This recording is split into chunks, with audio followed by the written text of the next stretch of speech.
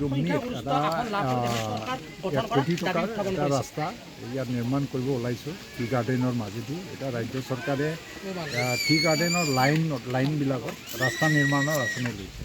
মোক যেতিয়া মানে ক'লে যে আপোনাৰ টি গাৰ্ডেনৰ ভিতৰত কোনটো ৰাস্তাটো বনাব লাগে কওক, তেতিয়া এই লিষ্টটো মই দিছিলোঁ।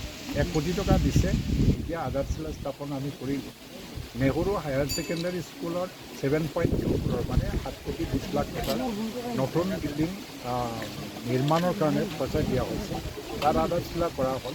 আৰু মছলপুৰত এটা কেন্দ্ৰীয়ভাৱে মানে জিলাৰ বাবে এটা ডাঙৰ পাৰ্কৰ প্ৰয়োজন ৰিক্ৰিয়েশ্যনৰ কাৰণে। চাকৰিয়াল বা কাম কৰা বিজনেছ কৰা মানুহবিলাকে গধূলি সময়ত আৰাম ল'ব খোজে, টাইম পাছ কৰিব খোজে। তাৰ কাৰণে এটা ধুনীয়া বা অত্যাধিকভাৱে চব সুবিধা থকা খোৱা পানীৰ পৰা খেল আৰু মানে ৱেলনেছ চেণ্টাৰ সকলোবোৰ চাই পেলাই আমি WBD ডিপাৰ্টমেণ্টৰ পৰাই BTCৰে মানে হেড অফ একাউণ্ট হয়, তাৰ পৰা 2 কোটি টকা ধাৰ্য কৰিছোঁ। কলেজ আছে, এডমিনিষ্ট্ৰেটিভ বিল্ডিং আছে, এইবিলাকৰ কাৰণে টকা দিয়া হৈছে। মই আধাৰশিলা স্থাপন কৰি পেলাই কাম কৰাটো সেইটো নিৰ্মাণ কাৰ্যটো ত্বৰান্বিত নিৰ্বাচন আহিল এক ছাইডত, বাকী চব মানে এক ছাইডত। চবেই মানে UPPLৰ বিৰুদ্ধে যুঁজিব লাগিব। আজি মোৰ লগত যে BJPৰ যি মৰ্চাৰ সভাপতি আছে, তেওঁলোকে য'ত খেলিব BJP মানে চব চিটত নেখেলে।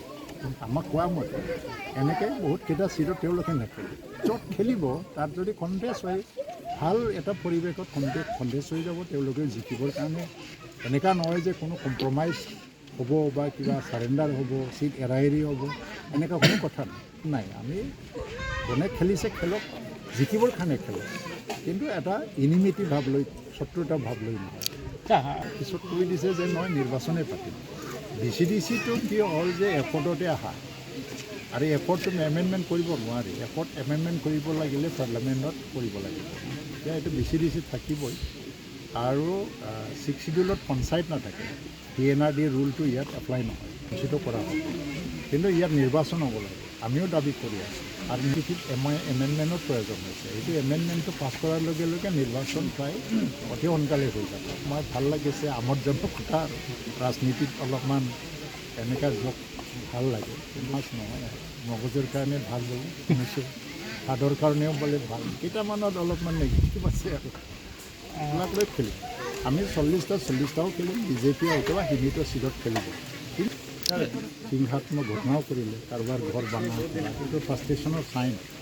আৰু এই বৰসুংগুৰি সমষ্টিতে প্ৰমোদ বড়োই 2020 চনত ডাঙৰ পাত্ৰ লৈ পেলাই এটা পৰিছিলে, গাড়ী ভাঙি দিছিলে। এই একেটা সমষ্টিত আকৌ সৰু সুৰা সেইটো মই নাভাবোঁ। তেওঁলোক বেনাৰ পোষ্টাৰ জ্বলাই দিছে।